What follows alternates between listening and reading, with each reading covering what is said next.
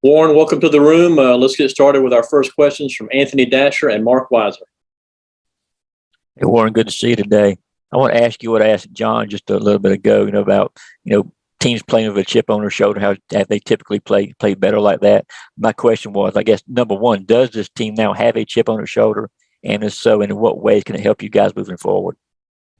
I would definitely say we have a chip on our shoulder. Losing the SEC championship definitely left a bad taste in our mouth. It's kind of refocused us and made us, look ourselves in the mirror and, kind of get back to the grind and get back to work.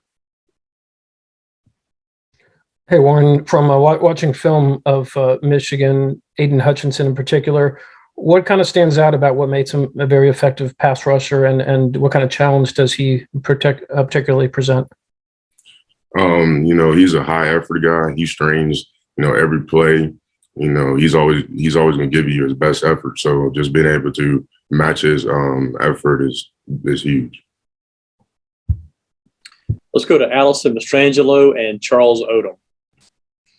I guess following that, what will be the key to be able to protect Stetson Bennett better, especially after the sacks that he had to take during the SEC championship, when you have a guy like Aidan Hutchinson on the other side? Wait, can you repeat the question? Going off of what you said about Aidan Hutchinson, what's the key to now protecting Stetson Bennett better after all the sacks he had gone through in the SEC championship, when you have a guy like Aidan Hutchinson coming at him? First we need to look at ourselves, and figure out what we did wrong and how we can improve that, and just, going into practice, knowing that we have good guys that we're about to go up against, and just taking pride in keeping, protecting our quarterback. Warren, from an offensive standpoint, from your perspective on offense, have you seen any changes on Georgia defense in practice, following the announcement about Dan Lanning? No, I haven't really seen too much of a difference. They still come in and they still work. Coach Lanning, he still comes in and he still works. He gives us everything he's got. And he's a good coach, and he gets the best out of his players no matter where he's at. Let's go to Chip Towers and then Seth Emerson. Yeah, Warren, just, it's a college football playoff, so it's for everything. But is there any excitement for you or any of the players just about, going to Miami? It is the Orange Bowl. I guess there'll be some activities or whatever, or is it not that, right? Is it just strictly business when you're in a situation like this?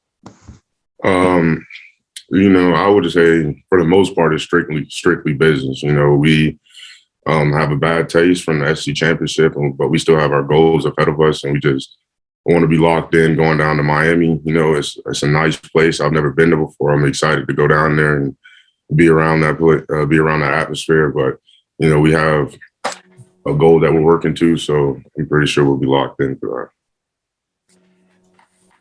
I don't have anything. Okay, let's go to Jake Rowe and then Connor Riley. Warren, you look at everybody's talking about their pass rushers and kind of that, but obviously, a way to kind of slow that down is the run game. How are you guys feeling about your run game? I know you didn't get a whole lot of opportunity to do that in the SEC championship game. Has it been a focus? Is something you're looking to get back to? What's your mentality as far as being able to run the football right now? Definitely is something we're looking to get back to. It's always good to be able to run the ball. Once you're able to run the ball, you can throw the ball a little bit better. So that has been one of our main focuses, running the ball a little bit better since the SEC championship. Hey, Warren, given the long gap between your last game against Alabama and the game against Michigan, you do get some extra practices. How much better as players do you think you can get during that sort of month-long layoff? I think you can get a lot better in that month. Coach Smart does a good job of making sure everybody gets reps and gets the same amount of reps during this time. And so everybody's developing, everybody's getting the same amount of reps, and we're all coming in and putting in the same amount of effort. So I think you can get a lot better. Let's go to Palmer Toms and Lance McCurley. Yeah, for kind of following up on that, with some of those extended reps for some of these younger guys that may not have gotten, a ton of meaningful reps during the regular season. Who are some guys that you've noticed, have stood out to you? Well, for me, for the offensive line, definitely Michael Morris, Dylan Fairchild, Marius Mims, they've all been, progressively getting better over this time. Just that's what really happens during this time because we get to focus more on, technique and stuff like that. For the first couple of weeks, we were just focused on us. So we got to, really look at ourselves and get better. How about the kind of progression of Austin Blask as he's now in, I believe, his second year at UGA? Austin, he's gotten a lot better. He's played a bunch of positions, played tackle, guard, and now he's playing center. And, he's done a great job at center. Just being able to learn a whole new position, especially center, is difficult, and he's done a good job with that. All right, let's go next to Ryan Curley. Warren, campus life is a little different right now. What do you do when you're not working out? You don't have school going on right now. What's your free time taken up by? Probably watching film, getting recovery, doing the little extra stuff that we really couldn't do when school was in. And now that we have a bunch of free time, just getting extra recovery, watching more film, and probably, getting in shape. Okay, we got a few more minutes with Warren. If you have a follow-up question, feel free to jump right in. Warren, if I could, a follow-up on Hutchinson. When you go against a guy like that, he's going to be in the spotlight from scouts, from TV cameras, et cetera.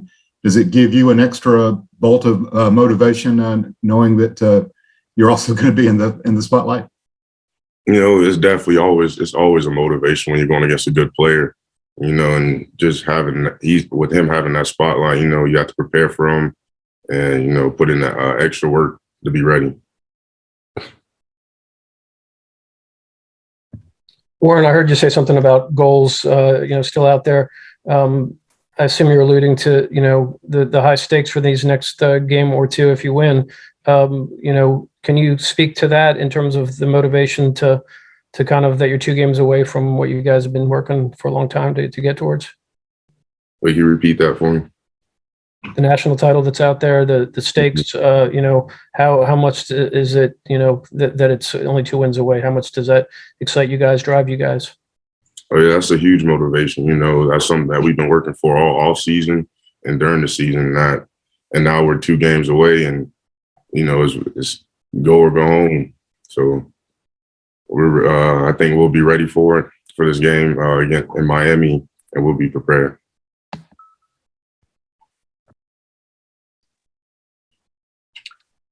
Okay. What does your the holiday plans look like with you guys preparing for the bowl game? Do you get to have like a team celebration with Christmas? What does that kind of look like for you guys? I think we'll have a couple of days off to go home and spend it with our family, but we'll be back shortly after, to head to Miami. Any more questions for Warren? Okay, Warren, thanks for your time, and